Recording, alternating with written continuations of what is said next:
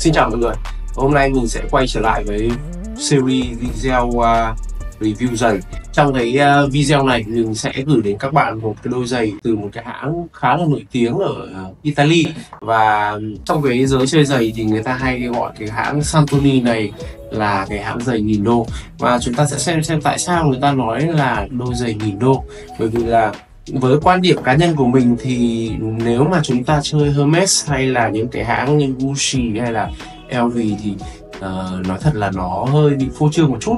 Nhưng đối với mình thì mình sẽ thích những cái đôi giày đúng kiểu classic, nhưng nó vẫn phải mang một cái hơi hướng nó thời trang một chút.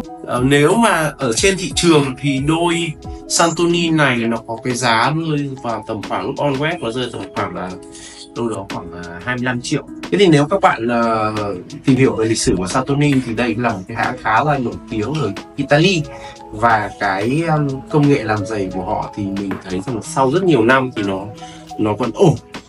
Cho đến hiện tại thì Santoni cũng đã có mặt tại Việt Nam, nhưng nó chỉ là một cửa hàng nho nhỏ ở trên Tràng Tiền thôi, ở cái thời điểm tháng 8 năm 2024 này. Và những đôi giày này thì các bạn khi bạn mua về thì các bạn sẽ có một cái hộp như này. Và các bạn sẽ có một cái dòng mã code ở đây, rồi QR code, rồi chữ Santoni. Diễn viên chính của chúng ta ngày hôm nay sẽ là một đôi giày Oxford Cartel Tan.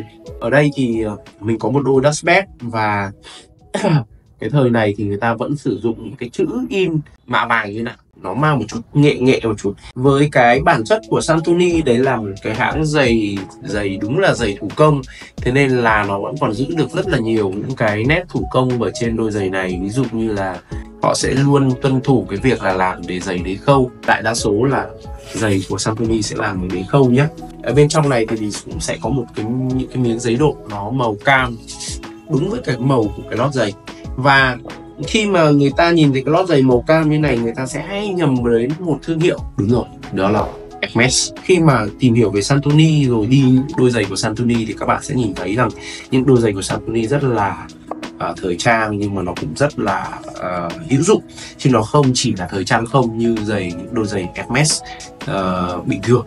Đầu tiên chúng ta sẽ nói về cấu trúc đế của đôi giày này. Đôi giày này thì được làm từ cấu trúc black, thế nên là các bạn sẽ nhìn thấy ở phần bên cạnh giày đây nó sẽ khá là mỏng, và các bạn sẽ không nhìn thấy những cái phần cạnh đế giày có chỉ. Như đôi giày này của Tramezza của Salvatore thì các bạn sẽ nhìn cái phần chỉ ở trên đôi giày này khá là rõ, vì đôi giày này là cấu trúc Goodyear. Với một đôi giày cấu trúc Goodyear và một đôi giày cấu trúc black thì nếu cùng grade, tức là cùng level, thì bao giờ đôi cấu trúc Goodyear cũng đắt hơn khoảng 5%, có nghĩa là giá sẽ gấp rưỡi so với đôi giày cấu trúc black. Nhưng nó đổi lại được cái gì? Những đôi giày black như thế này sẽ cho bạn một cái đế rất là mỏng, rất là dễ để vận động, và nó trông nó thanh lịch, nó thon gọn hơn những đôi giày cấu trúc Goodyear, trông nam tính, trông bệ vệ hơn. Và các bạn cũng nhìn thấy cái phần last của đôi giày này cũng khá là đẹp, từ phần mũi này khá là mỏng, phần mũi giày được vuốt khá là gắt để tạo nên một cái mũi khá là dài. Nên nếu mà anh em nào đang có một cái chiều cao nó khiêm tốn một chút thì mình khuyên rằng không nên sử dụng những đôi giày có mũi dài như này, sẽ làm cho tỉ lệ chân của bạn cực kỳ xấu nhá. Phần đế ở trên này thì mình đã được dán một lớp cao su bảo vệ, bởi vì đây là đôi giày mình mua, thế nên là với thói quen của mình cứ giày mới là mình sẽ dán đế Vibram bảo vệ như thế này. Với những cái đôi giày đế mỏng như thế này, nếu mà các bạn không dán đế bảo vệ thì các bạn cứ tin tôi đi, bạn đi ra ngoài nền bê tông hay là nền gạch, nền đá ở Việt Nam chỉ khoảng 3 tháng thôi thì bạn sẽ rất là hối hận về cái việc là mình không bảo vệ nó sớm. Thế nên là đối với tôi thì cái việc bảo vệ đế đôi giày nó là điều quan trọng nhất, một việc đầu tiên tôi làm. Sau đó thì tôi sẽ quan tâm đến màu da của nó. Đây là một đôi giày thuộc thảo mộc và được thuộc cái màu hơi tang ở đây. Santoni thì luôn có một cái hướng là hơi nghệ thuật một chút, vì vậy họ là patina, tức là họ vẽ màu nó hơi đậm hơn và khác với cả cái màu bên cạnh giày này. Phần gót cũng được làm đậm màu hơn để nó tạo nên điểm nhấn. Thế nên là đôi giày này nếu mà chúng ta chăm sóc thì như các bạn nhìn thấy là ở sau đây tôi cũng có khá là nhiều siken từ màu light brown là cái màu này.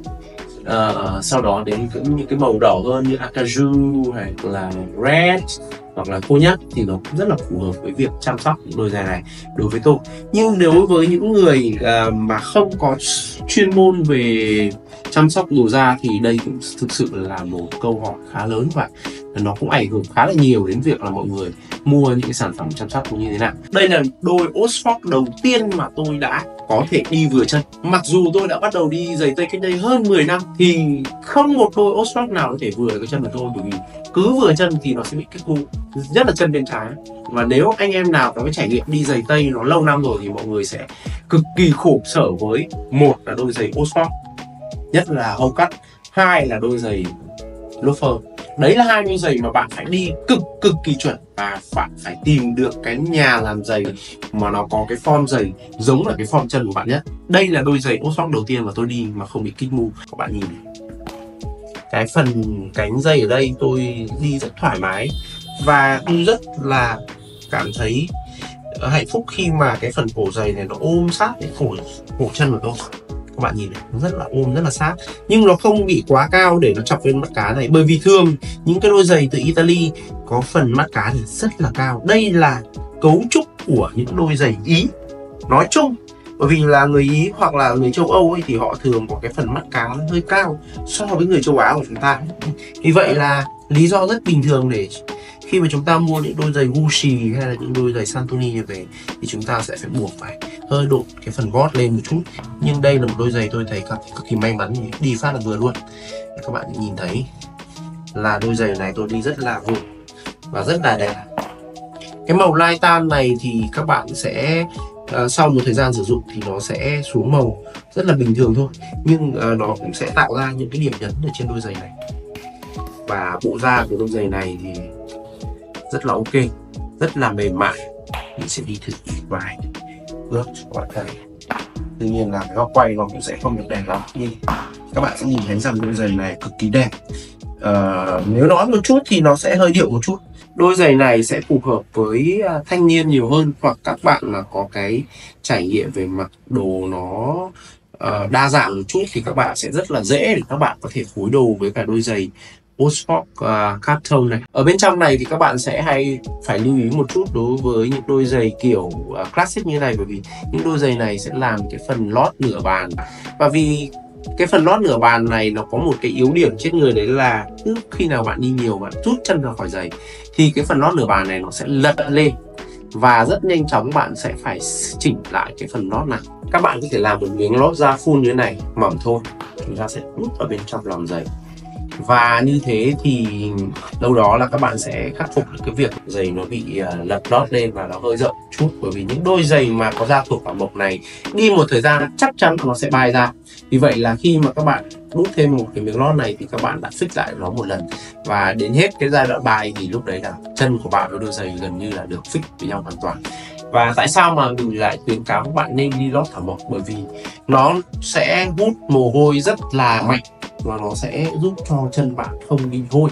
Thậm chí kể cả một người có mồ hôi nhiều như mình thì những đôi lót nửa bàn này cũng luôn đi theo những cái đôi giày của mình. Đây là một đôi giày mà đôi lót mình cũng đi đâu đó khoảng 3 năm rồi, và mình luôn có một thói quen là đi giày và nó đi tất, cho nên là cái việc mà mồ hôi nó đã hút ở trên tất cốt tông rồi thì nó lại tiếp tục hút ở trên bề mặt lót nữa, nó sẽ làm cho cái đôi giày của bạn nó hút mồ hôi cực kỳ tốt. Lưu ý nữa với các bạn đi những cái đôi giày này là cái phần dây ở đây của chúng ta là một cái đôi dây chuốt sáp. Thế nên là sau một thời gian sử dụng thì những cái đôi dây chuốt sáp này các bạn sẽ phải lưu ý nó nhé. Nó sẽ rất là nhanh để nó bị bay cái sáp, bởi vì cứ mỗi lần chúng ta buộc ra buộc vào cái sáp này nó sẽ bị bung ra và nó sẽ làm cho cái dây này nó tơ sợi ra, thế nên nó rất là mất thẩm mỹ. Vì vậy là những cái nhà sản xuất phụ kiện giống như Sapphire họ có những cái sản phẩm dây chuốt sáp khoảng 90 hoặc là 85 hoặc 75 cm thì các bạn có thể mua thay thế sau khoảng vài tháng hoặc là vài năm sử dụng tùy về tần suất của các bạn. Thì đấy là cái tư vấn của mình. Rất nhiều bạn khi mà hỏi mình là thế những đôi giày như thế này thì chúng ta sẽ mua size gì? Thực sự là rất khó để có thể tư vấn cho các bạn với những đôi giày 2 đến 3 màu. Ví dụ như là phần mũi này sẽ đậm hơn phần thân. Thì nếu chúng ta mua size giống phần thân thì chúng ta đánh lên mũi thì làm sao? Đúng rồi, mũi sẽ sáng màu lên. Còn nếu mà chúng ta mua xi đậm như phần mũi này, đánh như phần thân thì đương nhiên là cũng sẽ hỏng màu phần thân. Như vậy là cái việc mà sử dụng xi trên phần mũi và phần thân này thì nó sẽ phải có một cái độ tinh tế nhất định và có một cái kỹ thuật chúng ta đánh phải đánh loạn. Và cái việc mà xi chúng ta sử dụng lại phải là xi cao cấp, thì cái việc mà cứ lớp nhẹ từng lớp lên bề mặt da này nó sẽ không ảnh hưởng đến toàn bộ bề mặt da. Nếu các bạn mua những cái xi mà nó có cái hoạt tính hoặc là cái độ bám màu quá cao thì bạn chỉ cần đánh từ mũi này xuống cái thân phát là thâm màu là thôi, bạn không thể nào mà thay đổi được. Đấy, thế nên là cái việc kỹ thuật để chăm sóc màu của đôi giày này thì mình khuyên rằng các bạn cũng bỏ ra đến hàng chục triệu, thậm chí là 20 triệu để mua một đôi giày. Các bạn đừng tiếc tiền đưa đến những cái nơi chăm sóc giày uy tín để họ chăm sóc giày cho bạn. Điều đầu tiên mình cũng đã khuyên với các bạn đó là chúng ta sẽ phải tháo toàn bộ phụ kiện và dây ra khỏi giày, bởi vì khi mà chúng ta vệ sinh giày hoặc là chăm sóc những đôi giày này thì những cái lotion như ở trên chai brand lotion này nó sẽ bám vào dây và có thể mang bụi bẩn vào dây, thì dẫn đến là cái việc dây của bạn sẽ không còn đồng nhất màu nữa nhé. Và khi mà chúng ta đút sushi này, nhớ này, đút chúng ta không đút ngang này, chúng ta sẽ đút hơi chéo như này, vào chúng ta sẽ xoay dần là vừa, ấn nhẹ phần sushi lên phía trước, sau đó để xuống đây thì chúng ta thả giày ra. Như vậy thì chúng ta đã có thể đút sushi vào trong giày rồi. Và mình sẽ hướng dẫn các bạn vệ sinh đôi giày này cơ bản tại nhà. Để chăm sóc đôi giày này thì ít nhất là các bạn nên có một chiếc bàn chải lông ngựa hoặc là lông heo rừng như thế này để chúng ta phủ bụi hàng ngày, bởi vì đương nhiên là chúng ta đi hàng ngày nó sẽ có bụi, thì chúng ta không muốn là bụi đấy nó sẽ thấm vào bề mặt da qua những cái dung dịch vệ sinh như thế này, đúng không ạ? Chúng ta sẽ phủ bụi nó đi trước và sau đó chúng ta sẽ dùng một chút bông như thế nào. Đây mình sẽ sử dụng là bông y tế và các bạn sẽ đổ bông y tế ra bông y tế một chút lotion của brand hoặc của Sapphire. Những cái thứ này khá là tốt dành cho đầu da, vì vậy là các bạn đổ ra và sau đó các bạn dàn đều cái phần lotion này ở trên tay của mình để cho nó không bị đọng ở trên bề mặt da. Sau đó các bạn sẽ lau nhẹ nhàng ở trên những cái phần da nó bị bẩn. Thì cái việc lau như thế này sẽ có nhiều bạn sẽ thấy rằng là nó sẽ ra màu. Ví dụ như ở trên này các bạn sẽ nhìn thấy cái bông nó hơi bị lên màu một chút, thì các bạn đừng lo, bởi vì là như vậy là da của đôi giày của các bạn nó rất là tự nhiên, nó rất là chuẩn. Sau một thời gian nghỉ khoảng 5-10 phút thì các bạn cảm giác sờ về mặt da giày này nó bắt đầu thô ráp rồi, có thể mướt tay như này, thì có nghĩa là lúc đó bạn có thể sử dụng bàn chải để đánh đôi giày này. Và nếu mà các bạn có nhiều giày nhiều màu, ví dụ như màu đen, màu nâu, màu xanh navy, thì các bạn nên chọn những cái bàn chải có cái màu tương ứng, hoặc là các bạn chọn những cái bàn chải này, tức là mua thêm một vài loại bàn chải để dành cho những màu khác nhau. Ví dụ đây bàn chải mới của mình thì mình đánh lên thì nó rất là thoải mái đó, và chúng ta sẽ đánh nhẹ nhàng như thế này. Còn nếu các bạn muốn sử dụng xi thì các bạn có thể liên hệ với mình sẽ tư vấn cho các bạn các loại xi để chăm sóc đôi giày này. Nhưng mình khuyến cáo rằng là các bạn nên chuẩn bị một cái hộp bao khá là dày, bởi vì là xi để đánh những đôi giày này cũng không hề rẻ đâu. Ok, và như vậy là các bạn có thể sử dụng một chai lotion, một chiếc bàn chải và một bộ sushi như này để có thể bảo dưỡng đôi giày của mình.